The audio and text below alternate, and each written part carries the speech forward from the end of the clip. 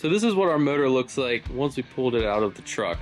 Now, this motor, if you remember on the last episode, had actually 370 something thousand miles on it. Here's the Chevy Orange 4.8 400,000 mile motor, now with a eBay camshaft, eBay valve springs, eBay push rods.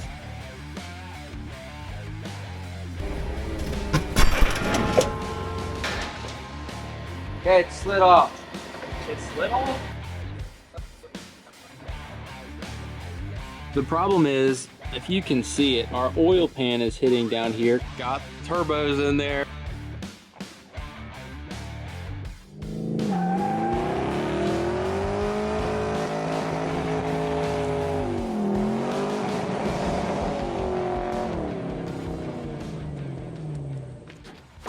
What's going on, guys? Welcome back to another episode of Rusto Mod. So if you missed the last few episodes, we are trying to see if we can build a project muscle car on a budget. Now I know in 2023 the prices of everything have just gone crazy, so we want to prove that yes, you still can build awesome project cars on a budget as cheaply as possible. Now I know a lot of YouTube builds have gotten super expensive. Guys are getting crazy engines and putting them in really awesome cars, and that's awesome, but we want to try to do a project where an average guy can do this thing and do it really cheaply and still have a lot of fun doing it.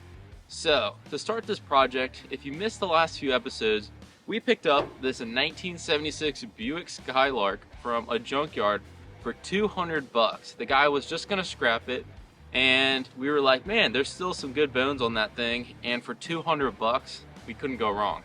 So we snagged this thing from the junkyard, brought it home. We actually got it running on a previous episode, and on the episode that we got it running, it actually ended up catching on fire and the engine was just very tired. So we were going to get that motor running, but what we decided to do was we wanted to do a budget LS swap on this thing. Now I know a lot of guys have done budget LS swaps and it's kind of the played out thing to do, but I want to show you guys a way that you can actually make money whenever you do your LS swap instead of trying to spend a ton of money trying to get the thing running.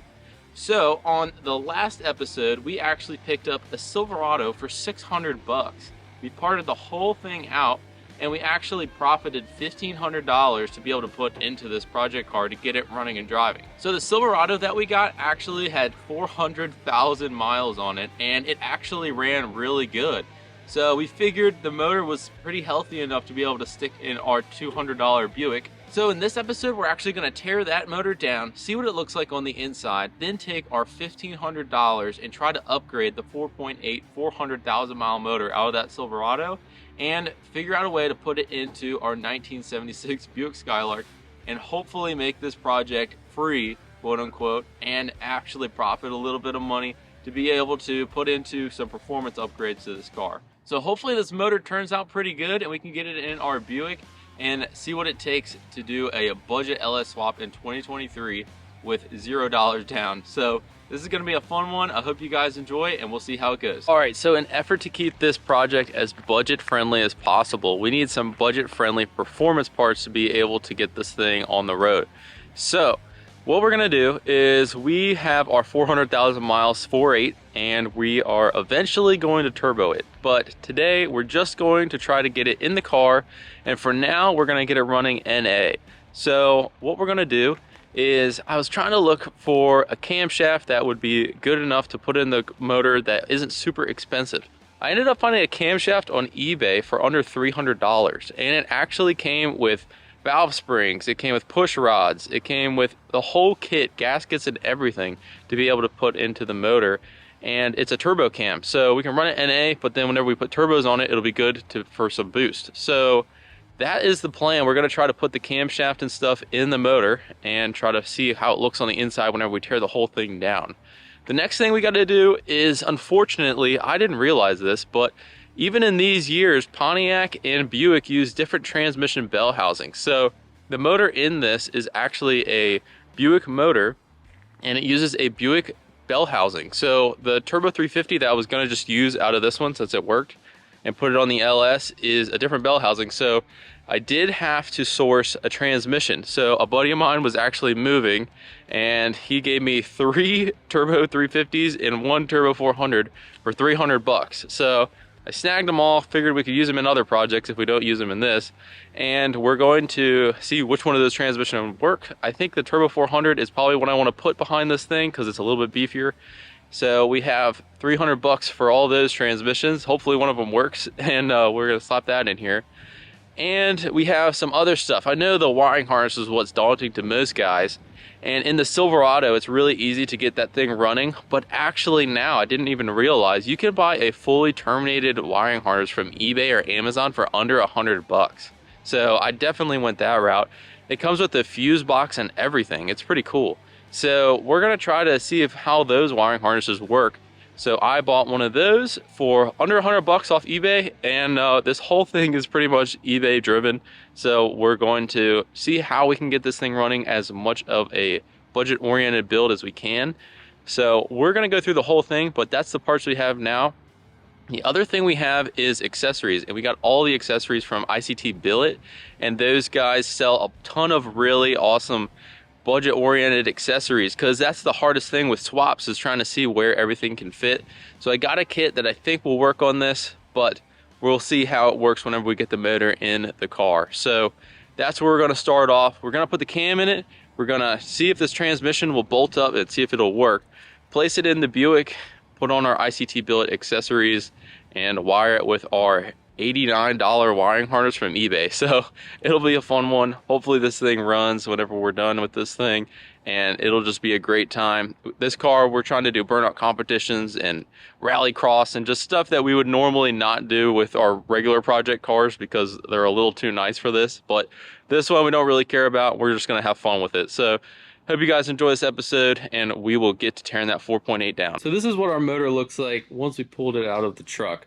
Now, this motor, if you remember on the last episode, had actually 370 something thousand miles on it. So we'll see how this thing looks whenever we start tearing into it. We're going to try to stick a cam in it while we have it out, and we're going to clean it up. I mean, this thing is kind of gross from all the road miles it had. Definitely had some leaks and stuff, so we're going to address those, pull the accessories off that we don't need, and then tackle putting this thing back together. All right, Josh is helping me today. And we're gonna start by just pulling the whole harness off. A lot of sensors and stuff. So undo the coil packs, undo everything like that. So that way we can get to the rest of this engine. It's really not a lot that this engine needs to run, so it shouldn't be too bad. So we're just gonna start yanking this stuff off.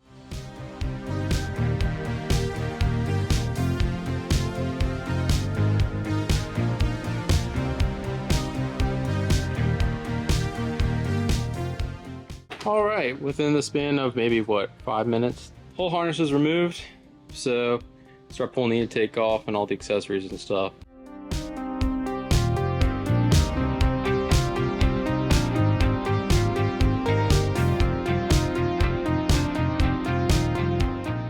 All right, got the harness off in there, got the intake off. Someone's definitely replaced these gaskets. They're like Velcros. We're gonna pull the accessories off, pull the coil packs off and everything, so we get to this thing as a bare engine. Our hands are super gross from cleaning this stuff, but definitely go get you some of these hand cleaning wipes from Sweet Patina. These things are actually really handy. If you don't want to go to the sink and wash your hands, just grab those things. They work really well. Oh, this is definitely the PCV side. You can see all the gross junk in there. It kind of looks like what I thought it would look like. So this just buildup is from that PCV on this side. So they're just pumping that crankcase back into the engine on that side. So yank I guess that's the passenger side off. So driver's side has the junk PCV, and then you look at the passenger side, much cleaner. It looks like a maintained engine on this side. Definitely a difference of the PCV and not. So that's why we're gonna get rid of that.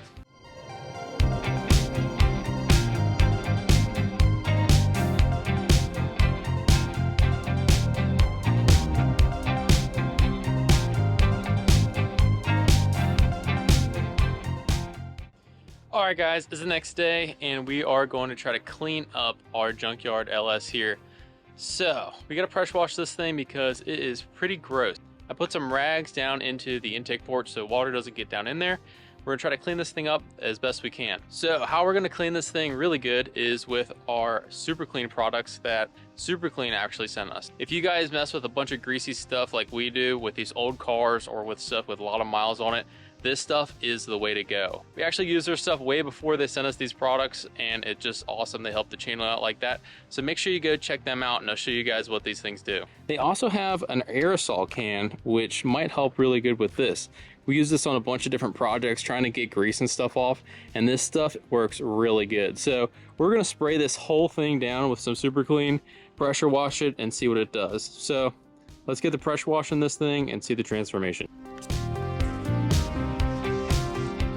All right, we've got this thing sprayed down with the Super Clean. You can see it's already starting to come off. So now I'm just gonna hit this thing with the pressure washer, but just so you can see a quick before and after. Look how gross and built up this stuff is on here. So I'm really excited to get this thing cleaned up. I think it's gonna turn out pretty good.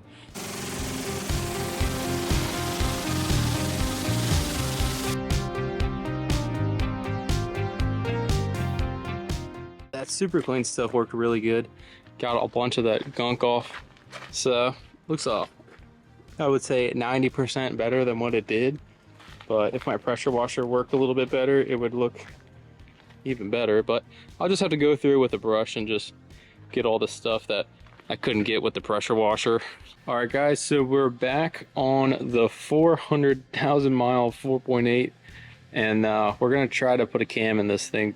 So I gotta take this timing cover off, take the balancer off to access where the cam goes. So we'll see how this thing looks on the inside. Pretty nervous a little bit because it apparently has 400,000 miles on it. Don't really know that for sure, but we're gonna find out today. So I'm gonna yank the balancer off, try to get to it, see what the cam bearings look like. Not really looking forward to it. They stay in there, slipping that cam out, putting a new cam in it, and hitting the road. So that's the plan. Hopefully we can get this thing together today and see how it looks.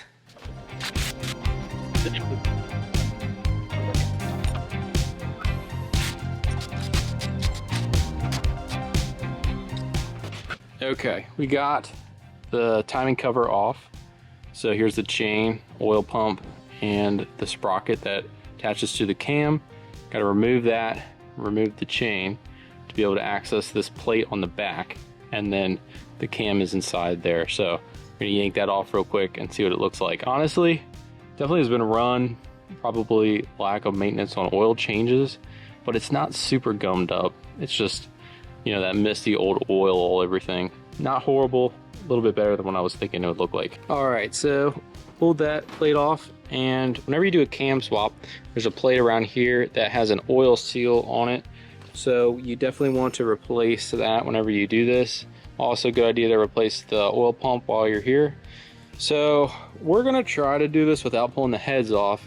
And if you don't know anything about LSs, the lifters are underneath the heads. So we have to try to keep the lifters from falling down. So looked up a few guys, they've done it where they put a dowel through here and they've had good luck with holding the lifters up. Gonna attempt to do that. But first we have to pull the valve covers off, pull the push rods out of the way, get those lifters up, and then we can go ahead and put the dowels in and try to pull the cam out.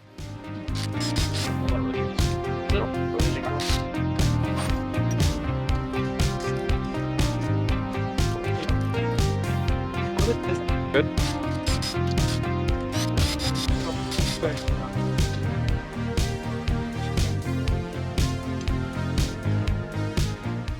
So we got the dowels in there, we got the push rods removed, and we got some water pump bolts on the camshaft. So I'm gonna spin the camshaft over, push all the lifters up into the lifter trays.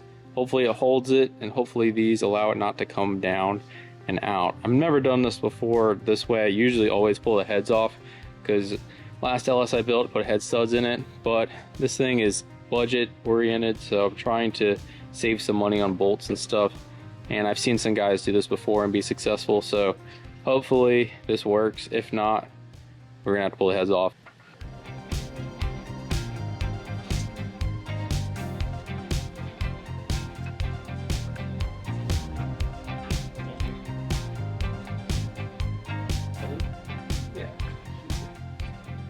Dude, the cam bearings look replaced. Yep. All right, so we got our 400,000 mile LS kind of torn apart, kind of down as 400,000 miles at this point because the cam doesn't look too bad. I mean, the wear is typical scoring, but with the fingernail, I don't feel any kind of resistance or anything. Same with the cam bearing. You could see maybe some scratches when we pulled the cam out. It was a little bit difficult to pull, I think just because the lifters were down, but we spun it over, got them all pushed up, and then we took the valley cover off, been able to pick the back of the cam up to get it out. Worked pretty good. So, I don't think this motor is 400,000 miles, but that's what the odometer said. So you can see the cam on this side is the original one. This is the new one. Obviously the new one has no scoring or anything in it. And the old one has slight lines in it from bearing wear, but there's nothing that will catch the fingernail. No big gouges in it. So to me, that looks pretty good. Pretty normal wear for a rotating camshaft. So I think it looks pretty good to me. It looked better than the LS that I built for the C10. It had 100,000 miles on it, and it looked way worse than this motor did. All right, putting the new cam. I put the water pump bolts on the end of the cam, so that way you have something to grab, because once you get it in there, it's kind of hard to lift it up where it's supposed to go.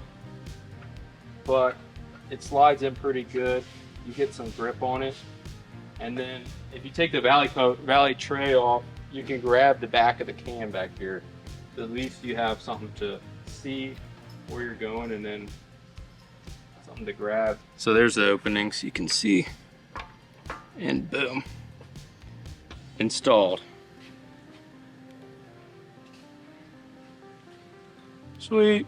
All right, so when you guys are gonna do an LS swap and swap a cam and stuff like that, definitely replace this retaining plate. So this has a gasket on the front of this, and a lot of these will just wear out just from normal use. Whenever you pull it off, it definitely will flatten out this gasket. So this plate basically just goes over the cam to retain it.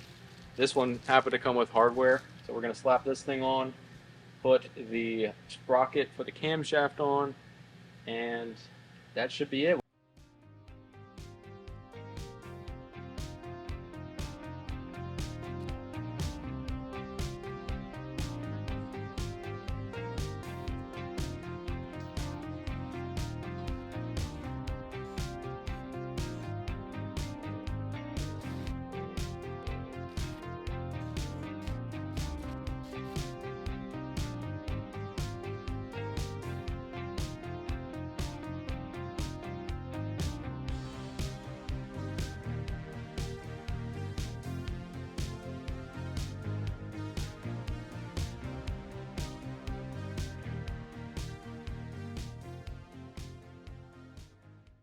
All right, so we've gotten the motor pretty much ready to go. The cam is installed, it's timed. We spent time doing all the valve springs and the seals underneath, so should be good there. Now I'm just going to degrease the engine, and we're actually going to paint it so it looks a little bit better, and we should be pretty good.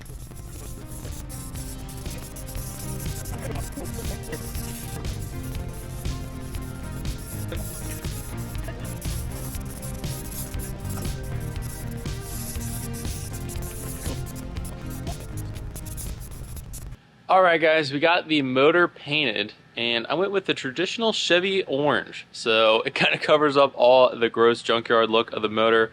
Not really the best paint job, but it's good enough for the car that it's going in. So we got this thing painted, looks a little bit better, and we're going to try to put the transmission on this that I got for $100 I guess. I got 3 transmissions, a turbo 350, a turbo 400, and another turbo 350. And we're just going to try to see which one bolts to it and which one actually works. We're going to try to put the turbo 400 on this first. I have a converter from another project that I think is they just said it was a high stall converter, so I don't know what stall it was, but we're going to put that on there, and then we're going to stick this into our Buick. So we're going to have to pull that motor and transmission out of there and see if this thing will fit in there with any clearance issues or anything like that. Here's the Chevy Orange 4.8 400,000 mile motor, now with a eBay camshaft, eBay valve springs, eBay push rods, and it went together pretty good. We had some issues trying to get the cam out because we did it with the heads still on the motor. So we had to get the lifters all pushed up. It actually worked out pretty good. We pulled the cam out and then we did the valve springs with the heads on it. I've never done it that way before. I usually always just pull the whole engine apart, but with this build, it looked like it was pretty good inside, so we just left it together. And then we put the whole valve springs in, so it's got new valve springs. Everything should be freshened up on the head side. So now I'm gonna put the balancer on, but I'm gonna leave the accessories and water pump and stuff off for now because I just wanna see how the engine fits in the engine bay.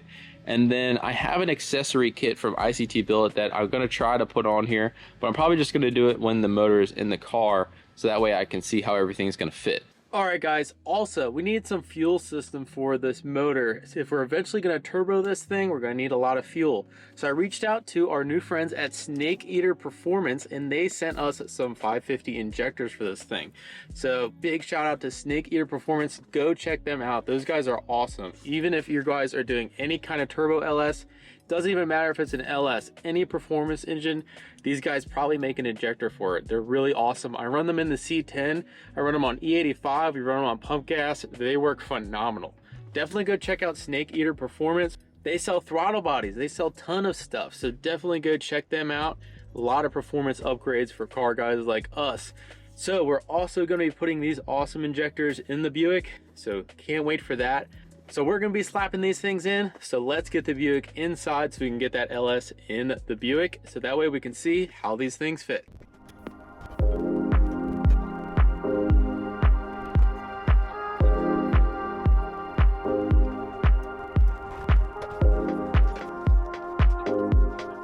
All right, we got the Buick pulled inside and we're gonna put it on the lift because I wanna see what transmission we're gonna be able to put in this thing.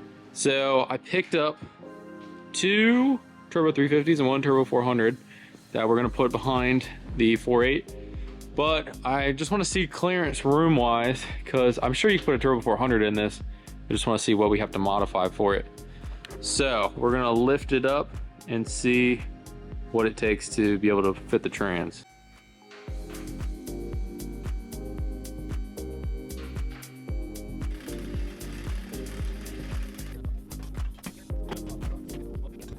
Did say eventually we're going to turbo this thing, and Max Patina Rods actually sent us a full turbo kit, and it's very affordable on their website. We'll see how that thing works out, but I did buy turbo manifolds and stuff for it, and I want to put them on just to see what it looks like because I've been dying to see what these things look like, so pretty excited. All right, Patrick and Josh are wrenching away on the Buick, trying to get the old motor out. I'm gonna work on this transmission because the Turbo 400 looks like it'll fit pretty good. Looks like it actually worked really nicely in there. But I just wanted to place the headers on the new motor whenever we put the turbos on it. I just kind of want to see what it looks like all mocked up. Pretty cool looking. I'm gonna try to put the turbos and stuff on it just so you can get an idea of what it's gonna look like. But I gotta work on fitting the Turbo 400 to the back of the LS here.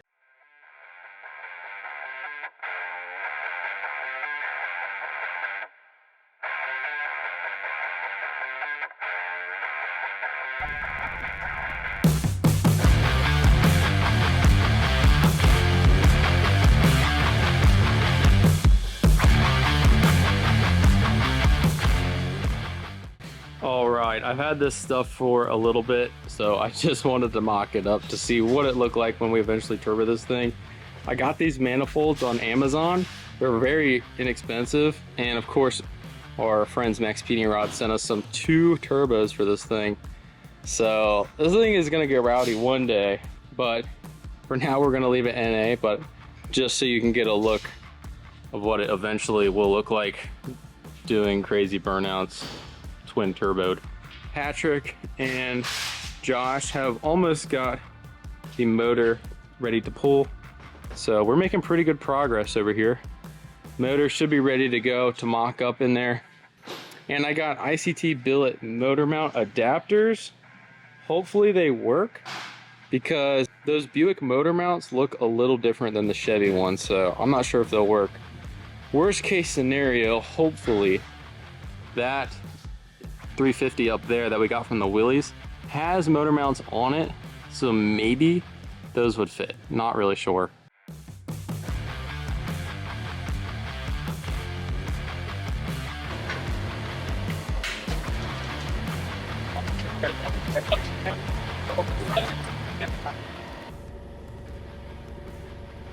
Okay.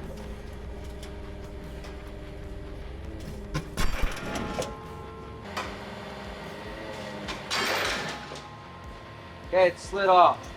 It slid off? Yeah. Or did it break? No, it's like.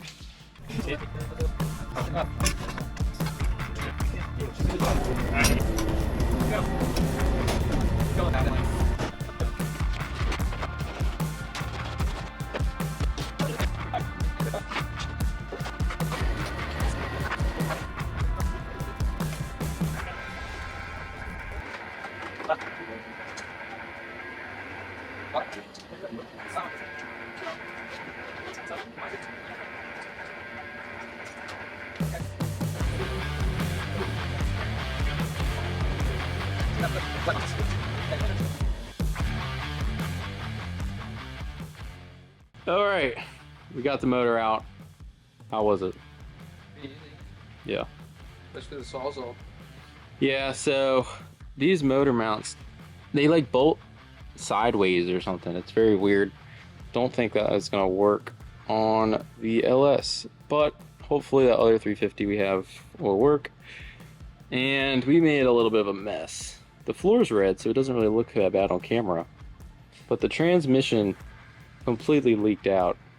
We should have plugged it or something, or drained it. Or drained it. Didn't do that. So anyway, we got a lot of mess to clean up, but the motor's out, and there's a lot of room in there. So we gotta figure out motor mounts real quick, put this thing outside, clean up a mess, and clean up the firewall. I think we're just gonna get rid of that air conditioning stuff, and try to fit the new motor in there. So we'll get back whenever this whole thing is cleaned up. All right, what we just do? We painted the engine bay. Yep. We basically Very restored. precise. Yeah. We basically restored the Buick. We got all painted black, the whole thing. Brand new suspension, all painted. New master cylinder, new booster, new wiring. Deleted on the heater box. The suspension. New suspension, everything's pre-built. So now that it's painted black and covered with dirt, we're gonna just slap that LS in there. All right, so we have our ICT billet motor mount adapters. We actually used the motor mounts from that 350 that we pulled out of the Willys. So those motor mounts are gonna go on here, and then we'll go into the Buick. So we're gonna try to test fit it, see how it fits.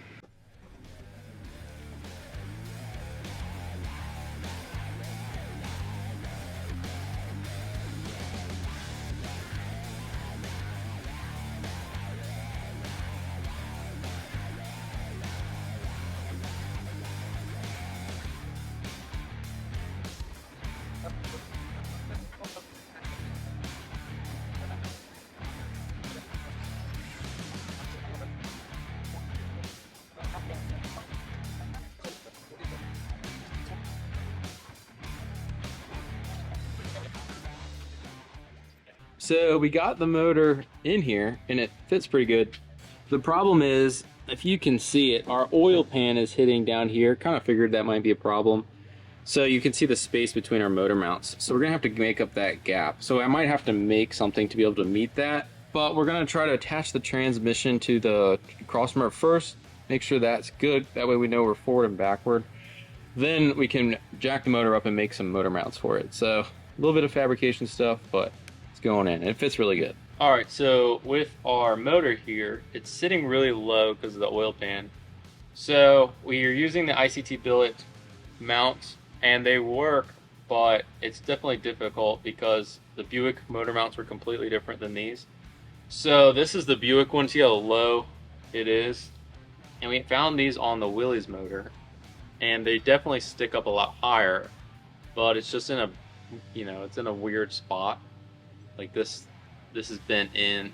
I wish it was bent out, but it'll still work. So we're gonna actually use the Willys motor mounts, and it'll space it up some. It'll work pretty good.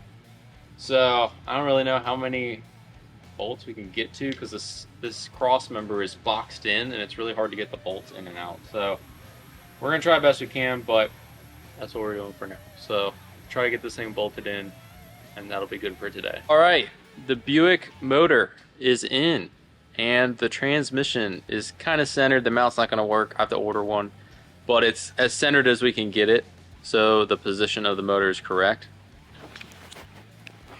So that's what it looks like in the car. It looks pretty good. On camera, it looks a lot better. But just for kicks, we're not gonna run this thing boosted yet, but I wanna throw the manifolds on there, the intake and the turbos, just to see what this thing looks like. Pretty excited. But for literally a weekend deal, we put the cam in yesterday, the valve springs, everything together in a day, and then another day of just slapping it in there. Not even a full day, probably 4 hours, 5 hours. We put the entire engine in the car, pulled the old engine out, yeah, and made motor mounts work. I mean, for a weekend project, definitely get done. And then obviously we have a lot of ways to go, but getting the big stuff in there, putting it together, it's really not that bad. It's definitely motivating to get the rest of the car done. So I want to put the turbo stuff on there, see what it looks like, see if it even fit, and see what that thing looks like. All right, got the turbos in there, got the intake kind of just set in there, turbos are just set in there. That's the vision. Whenever I saw this car in the junkyard, this is what I was envisioning.